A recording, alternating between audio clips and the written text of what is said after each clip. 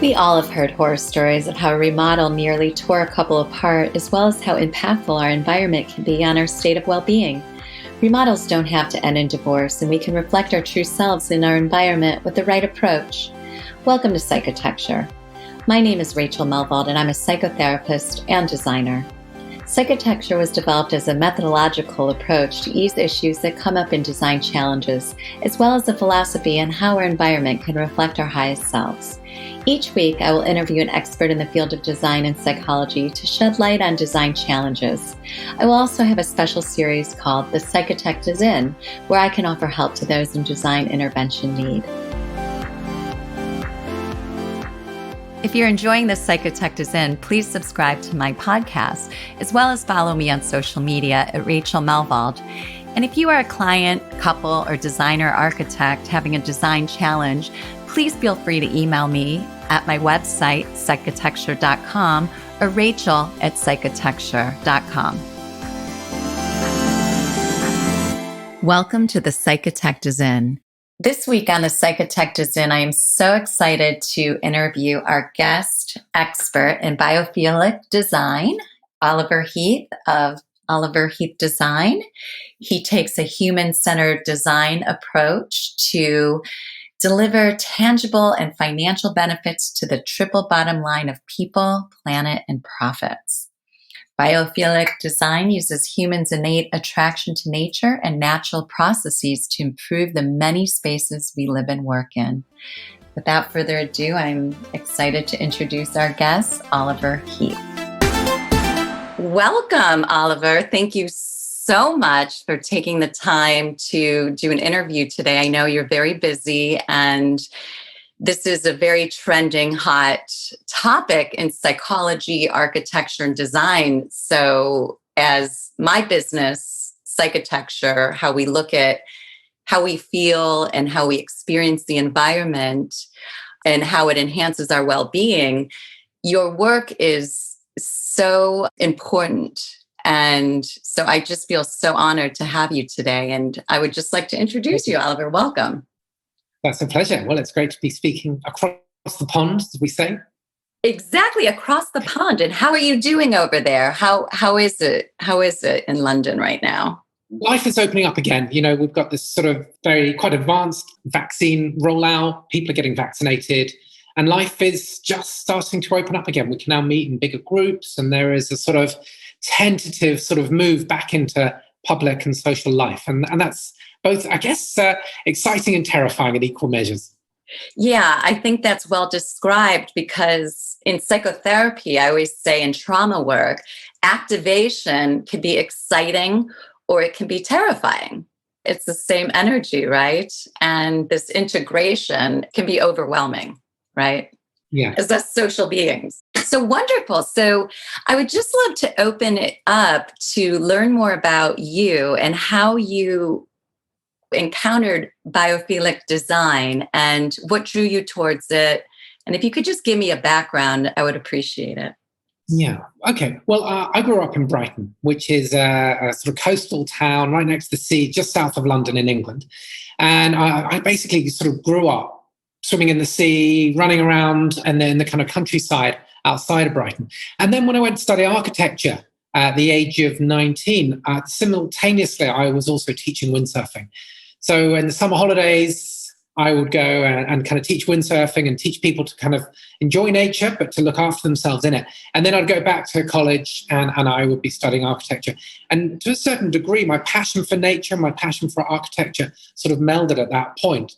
And rather than thinking about the two things as being quite separate, and I think much of British architecture at least tends to kind of shut nature out, I was like, well, this is something I love, and I love this as well. Why don't we sort of, what happens if you blend the kind of excitement and passion for both and create more exciting, stimulating, but also restorative buildings? And, the idea, the seed of the idea was germinated then.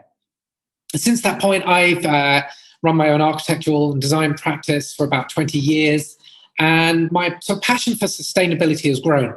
Over that time, that the conversation's really been, it's relatively dry. It's in this sort of essential subject of what we call the carbon-centered elements of sustainability. It's about the circular economy, the impact the buildings have on the environment. And I've recognized actually that there is a flip side to this, a more human-centered element that really looks at human health and well-being. And to create a truly successful future in the built environment, we do need to have some balance between a carbon-centered approach and a human-centered approach in order to create buildings that not only reduce their impact on the environment, but perhaps give back, but equally at the same time reduce their impact on occupants and equally start to give back. So we're starting to think much more regeneratively about both the planet and the human impact of the built environment.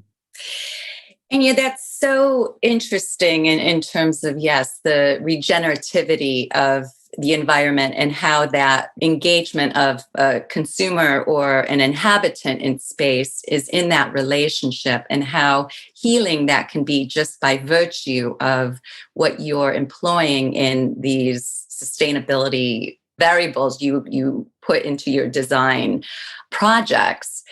And, psychologically speaking, I think it's an interesting conversation because I'm finding some clients of mine in my private practice, let's say, as a psychotherapist, where they connect so much now with sustainability, and why we're so attracted to this, I think can appeal to, much like maybe we can talk about in biophilic design, but it's almost like a sense of self. If we're feeling loving towards ourselves and we have a positive sense of self, we don't want to waste, right? And feeling like a waste would attract us to, we can't waste. So there's a very interesting psychology, I think, there around just looking at the intrapsychic of how the personal is so political and environmental right now. And you doing this in your architecture is transformative, I think, on an individual, societal, and obviously a global level. So I just really appreciate that human connection in it, right? It kind of goes back to that. I think there is a level of sort of connected with all the stress and anxiety that we're all feeling for a multitude of reasons, whether that's sort of financial, social, cultural. There is so much going on at the moment. And if you were to sort of consider one aspect of that is a sort of level of eco-anxiety that's sort of just quietly gnawing away at us. I think there is a sort of great desire for people who are more alert and open to the world around them, to perhaps a sense of helplessness and a sort of, well, what can I do? I mean, it's such a big subject. I'm not going to be able to stop the melting of the ice caps. Just recycling things isn't going to be the answer. But forming a stronger, deeper connection to the environment and the nature around us is perhaps that sort of initial stepping stone to caring for the wider environment. If you can care for a plant in your home or your office, right? You care for some plants and nature in your backyard or your garden. And if you do that, then maybe you care about the plants in your street or your local park. And if you do that, then you'll probably want to go and visit, wider, more awe-inspiring elements of nature at a national park. And that, so in a way, it's a sort of catalyst or a stepping stone for sort of wider engagement in environmental concerns, and feeling like you're more connected and able to do something if you can support and help cherish natural life. Yeah, and it does. And just for me personally, what's got me through this pandemic, being so fortunate to have an outdoor garden and backyard, right? To just simply look at the birds and the trees and the leaves, it has given me a new appreciation and a connection and a meditation with the natural world. And the more, especially in this time, that we can bring that into our design, into our homes, into connecting to the greater natural environment, I think your work really speaks to that. Can you speak to, I don't know if you've ever read The Poetics of Space by Gaston Bachelard, I think his last name is. I might be mispronouncing it. But he speaks to the natural, and this is kind of a psychological concept of just the archetypal primitive attraction to our patterns and forms in nature. And how if we kind of connect with that, like the shell, the nautilus shell, kind of emerging and enveloping ourselves as a snail does, right? If we embody that in design, as you're doing, this can increase our mental health. Can you speak to that? Yeah, biophilic design, as I believe it, is an evolutionary design ethos. It basically suggests that we've not just existed, but survived and thrived in healthy forms of nature throughout human evolution. So for 99.5% of that human evolution, we've existed in very close connection to healthy forms of nature for our basic survival.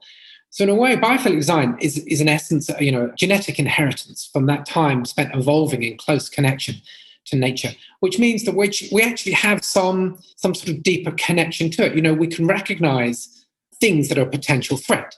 If you show people two pictures, one of a spider and one of a gun, then which are they going to recoil from? Well, more people are probably going to recoil from the spider than the gun. But actually, of course, fatalities through weapons are far higher than fatalities through spiders. So, in that respect, we still have this preconditioning to recognize things that are potentially threatening to our survival.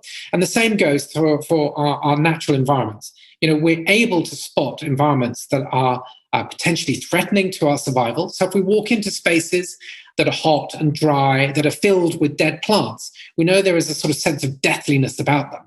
Whereas if we walk in spaces that are lush and green and flourishing and filled with plants and life and a diversity of spaces and furniture, in a way we immediately walk into a space recognizing that this is a space that can support our physical, mental, and emotional states throughout the day. So it's about recognizing we still have that connection and that ability to recognize spaces that can support us, where we can not just live, but also survive and flourish and become the people who we need to be and the requirements and meet the requirements of that space. That's so beautifully stated, that it's our genetic inheritance to be attracted to the texture and the bountifulness of plants and plant life, that it's supportive, that naturally we're attracted to it because we know it supports us and sustains us in life, like a tree would, right? Giving us oxygen. So that's fascinating, that we truly are inherently, primitively so attracted to that. And so as you come to embrace sustainability in your design projects, I'm really so impressed by the projects that I got to peruse on your website, anything from schools to home to outdoor environments. Can you give me an example of a kind of a case study that you really employ these sustainable biophilic design variables and how it works from A to Z for you? Yeah, I should sort of give you a basic outline of what biophilic design is. So essentially, yes. There are three core concepts to it. The first is how we bring what we call direct connections to nature, which is how we bring in connections to real sensory forms of nature, things like natural light, water, fresh air, maybe plants and trees and subtle movement that we see in nature. The second is what we call an indirect reference to nature, and this is how we mimic or evoke a feeling of nature using natural materials, colors, textures, patterns, and also technology. And the third is also what we call the human spatial response. And it's how we create spaces that are both exciting and stimulating, that engage us and create buildings that we want to go to be in, but also recognize that as human beings in many buildings, there are tasks that are exhausting and cause fatigue and stress. So it's how we relax, recuperate, and restore our mental and physical energy. So those are the three core concepts, and that's been investigated in different ways. Now, what we seek to do is to try and understand exactly what a building or space is trying to do and pick from the different patterns, as we call them, to engage with nature, both in a direct or indirect way, but also make sure that the participants in those spaces have some sense of prospect, retreat, excitement, and recuperation. Now, a lovely project that we did a few years ago with a flooring company called Interface was a school project at the Garden School in Hackney. The school is a space for autistic children, and we were given a very small space off the side of a playground. Jeff, what's your word for playground? Yeah, no, we call it playground too. Yeah. Okay. So it was a little room off the playground. Now, what the teachers told us was that because of the level of autism of the children, a lot of them were getting overwhelmed by the sort of noise and activity in the playground. So what they wanted was a space where the children could sit and observe the activity but not be immersed in it, but also have somewhere to retreat to recuperate and just have 5 minutes time out, and maybe also to sort of more deeply engage with them. So the space we created had all of these elements. There was a window seat right next to the window that allowed the children to get a sort of maximum level of natural light, but also to look out onto the playground through the protective layer of the glass, to see the activity, to hear a little bit of the noise, but without being immersed fully in the kind of overwhelming quality of the hustle and bustle of the playground. We also created a series of little niches that were carpeted with these kind of very naturally biomimetically inspired carpets by interface. So these were a series of little hexagons that the children could climb into. And because of the carpets that it completely softened the acoustics, they could sit back against these little niches. They were sort of hexagonal niches, and they could see the activity in front of them. And then on top of that, there was also an interactive feature that created this sort of cause and effect. So there were a series of natural textures that the children could feel, like pebbles and grass and leaf patterns, water patterns. And when they touched them, it changed the lighting, and a soundscape sort of drifted out over the space of wind blowing through the trees, or the seashore, or maybe just birds in the trees. So it was a small space, but very multifunctional. Now, I think what was most interesting about it was because of the level of autism, we weren't allowed to add any real or direct forms of nature. So we couldn't put plants or trees, anything like that, because the children were sort of overwhelmed and overexcited and tended to pull them apart. So the whole scheme relied heavily on these indirect references to nature. And, it was absolutely amazing. When the children came in for the first time, when I was there, they immediately ran to these niches and they climbed up into the niches. And it was like sort of like this incredible moment. They just sort of started to just phase out and just sort of like, breathe again. And they just stopped.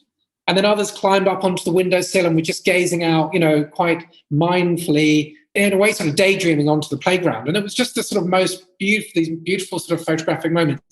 And then others, once they'd recuperated, went, to the interactive elements, and we enjoyed sort of touching and feeling these elements of nature.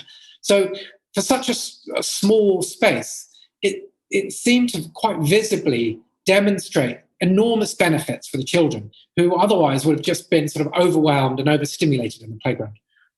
I think that's a fascinating case study, and that it's so inspiring to me to even hear how you experienced the children engaging in this space, and how in the autistic spectrum, it's so much of how you were able to create a space that allowed them to feel connection, to not socially feel disconnected, right? Because as we know, in the autistic spectrum, any kind of sensory disorder, it's not about disconnecting socially. It's just moderating how you interface with social stimulation as well as sensory.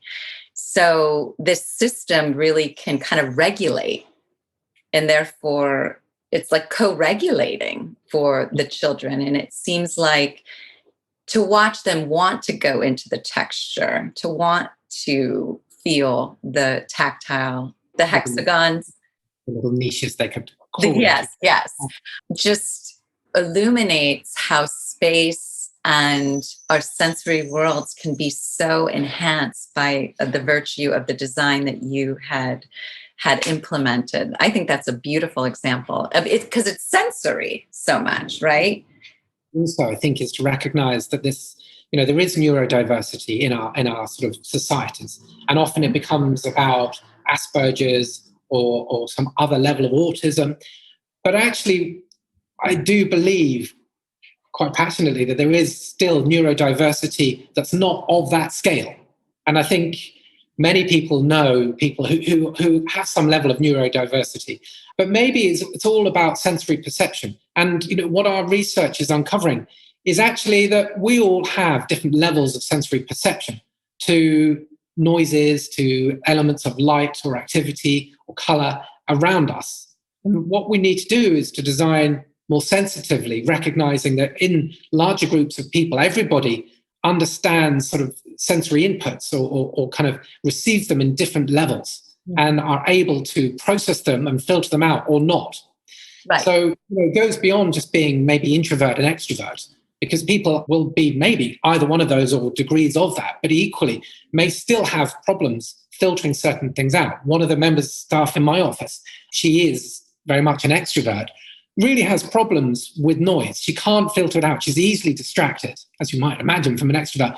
And she now knows from tests that we've done in the office that if she's got to sit down and focus, she needs to either put headphones on, noise-cancelling headphones, or to go and sit and work in another room.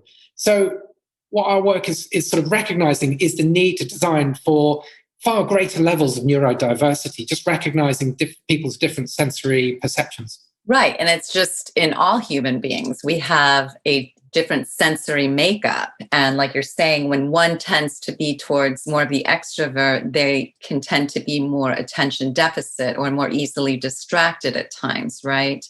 And the introvert may be sitting with the stimulation longer and how that might be soothing, right? Maybe I remember my cousin said once she was renting an apartment and she's like, oh, I love the sound of traffic outside. I love the highway noise from my building. I was like, really?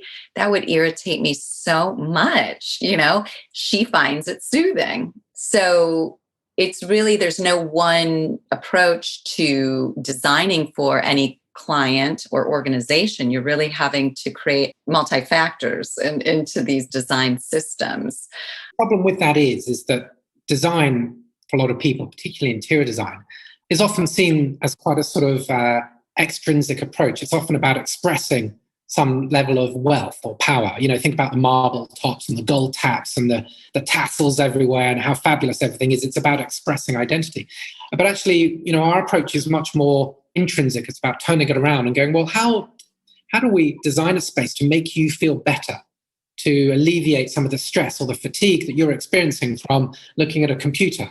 Or how do we create a space that encourages you to connect with the people in it, to have better conversations by putting you in a more positive, open and optimistic state? And I think one of the interesting things about biophilic design is that actually we've all at some point had a positive experience in nature. And so it's the sort of one unifying thing that design can use to bring people together.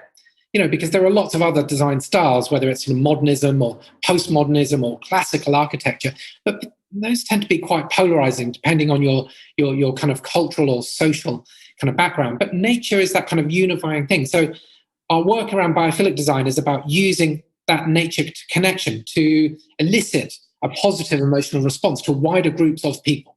Yes. And I think it's really in the biophilic design principles and philosophy of it, I think we're so sometimes detached from that. And how we talk about nature deficit. And when we're disconnected from that, we are disconnected from ourselves. And you notice symptomatically, I notice in my own clients how when they've been in their apartments all day long on their computer and haven't even gone take a walk, their regulation systems are so off. They're collapsing with fatigue. They're highly anxious, panicked, going into more of, it's like their systems are going into fight or flight and they don't even need to be in their own places. And sheerly just, taking we're in Los Angeles, so we're very fortunate to have, so many little trails you could go to. It's just so simple in that regard. Yet what is also interesting, I was interviewing someone on the concept of chromophobia, the fear of color, and how nature sometimes could be a scary place for people. And it's interesting how we can it was associated with the wild, being wild, and the primitive is not so controlled, right? So there's a sense of sometimes I could imagine it could elicit some fear in that too. So it's how would you mitigate that? Well, there's an interesting idea called the Savanah theory by Kaplan and Kaplan, which suggests that when we look out over elements of nature from a point of prospect, it has the ability to, particularly healthy forms of nature, to reduce heart rates and blood pressure levels. So this idea that we just need to use those nature references quite carefully, because, woven into folklore is, of course, quite scary moments in nature. If you imagine traditional fairy tale where our hero or heroine steps from a green field into a deep, dark wood, you instinctively know something bad is going to happen. From behind a tall tree, it's going to become a witch or a dragon or some beast or something dangerous. Right. So that, our peripheral vision, closes up, and we've just got these sort of single sight lines and we can't see longer distances. We don't have that sense of prospect. Then it starts to become more anxiety making. So this idea of prospect is really important, making sure that people can see potential threats, potential opportunities, and maybe have, routes of escape. So when you walk into a building, making sure that people have those elements, that sense of prospect, that opportunity to sit with your back looking into a building and being able to see what's happening, and that nothing is sort of coming up from behind you, is one means to helping reduce and alleviate some of that stress and anxiety. So nature is absolutely scary, and we are right to be scared of it, because prior to having the safety of the built environment or even a cave, there are many, many potential threats. So I think our inherent fear of it is right and safe. And I get back to my experience as a windsurfing instructor. I would always encourage people to take a moment to look out to sea, to do a forecast, to just see what the conditions are like, and assess whether it's safe enough for them to enjoy it. So it is about observation. And I think as designers, we can alleviate these issues with elements of nature that can reduce stress and anxiety, but also help people to recuperate from intense periods of activity. That was so perfectly illustrated as you call upon the Savanah theory. Savanah theory, that's fascinating to me. I've never heard that.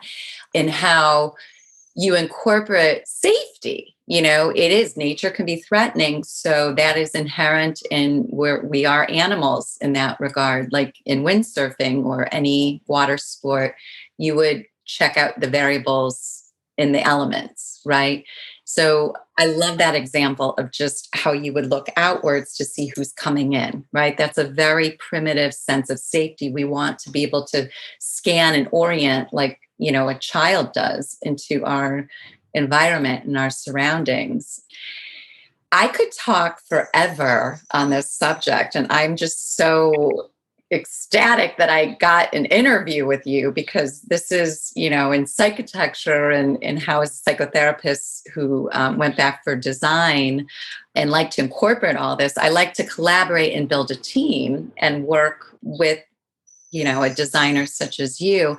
How do we get you in Los Angeles? Is there, do you ever do projects out here? Or we're having more and more conversations with people in Los Angeles at the moment. So there are sort of opportunities starting to rear their head. I actually have a very close cousin in Los Angeles as well. Oh. So I do have reasons to come and visit, definitely. So it could easily happen.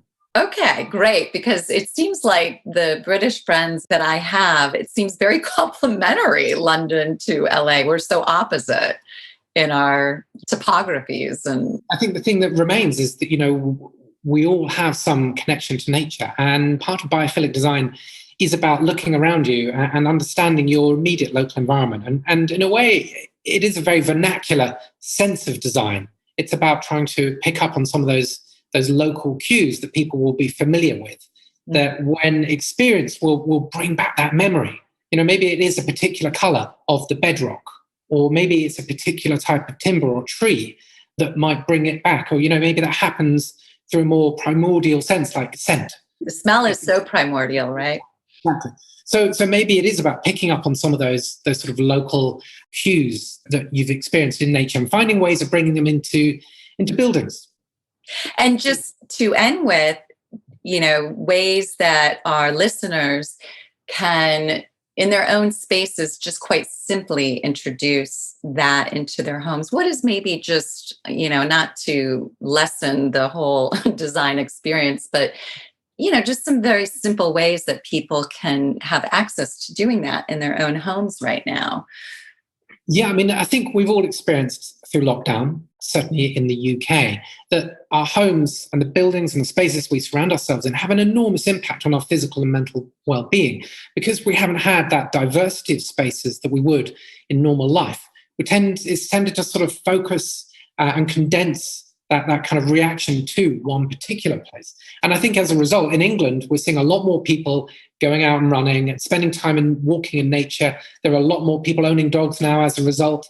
So, we're recognizing that nature plays a role. And it doesn't need to happen, just when you go out. There are ways of increasing your connection to it in the home. The first one that's probably the most powerful is just understanding the power of natural light in what we call circadian rhythms. So our circadian rhythms are our body's reactions to periods of light and dark across a 24-hour period. It affects our mood, our behavior, and our body's release of particular hormones like melatonin and serotonin. And when our circadian rhythm is balanced, we feel alert and awake in the daytime, but it also means that we sleep well at night. So getting good exposure of natural light, and also those sort of subtle cues of color temperature at the beginning and the end of the day, is really important. One of the simplest things you can do is making sure that you get out and get what you call a photon shower, which is an intense burst of natural light for at least half an hour every day. So it's very good at resetting your circadian rhythm, particularly in the morning. So a photon shower. Okay. Added to that, if you're working from home, make sure your desk is near a window so you get more natural light, much more like a couple of feet away from a window than 10 feet away. Maybe you've got a view looking out. So if you can look out onto elements of nature that move in what we call non-rhythmic sensory stimuli, and that's that beautiful sense of movement you see of leaves gently moving in the wind, or grasses blowing, or ripples moving across a pool of water. Interesting. It's very calming and very relaxing and restorative. And it creates what we call sort of soft fascination. It's very different from our directed concentration when we're looking at a screen and we're concentrating and focus, and it's very tiring. The soft fascination is very calming and relaxing and restorative. So we have this idea called a 20-20-20 rule. That's 320. Every 20 minutes, you should look up for 20 seconds at a distance of 20 feet. Okay. Yeah. So if you're working away, set an alarm or a timer, just look out for 20 seconds. If you can look out onto a tree, greenery, movement, water, it'll help to restore, relax you, and help to sort of give you some level of sort of micro recuperation throughout the day from the stressful tasks of working from home. Oliver, I think that is so helpful to just outline something so simple as 20-20-20. And I never understood why I look at the cypress tree and how it sways as the most meditative or generating just attraction to that. And that's a soft focusing, a soft concentration. I am so appreciative of you sharing your expertise, your knowledge, all that you're doing for design, for people, and for the environment. I truly value your work and your time. And I'm going to go and take a photon shower right now. So I thank you. And we'll be sharing with our viewers and listeners your information and how to explore your work further. So I just thank you so much for taking the time to share this very important topic and your work in biophilic design. It's a pleasure. Thank you, Oliver.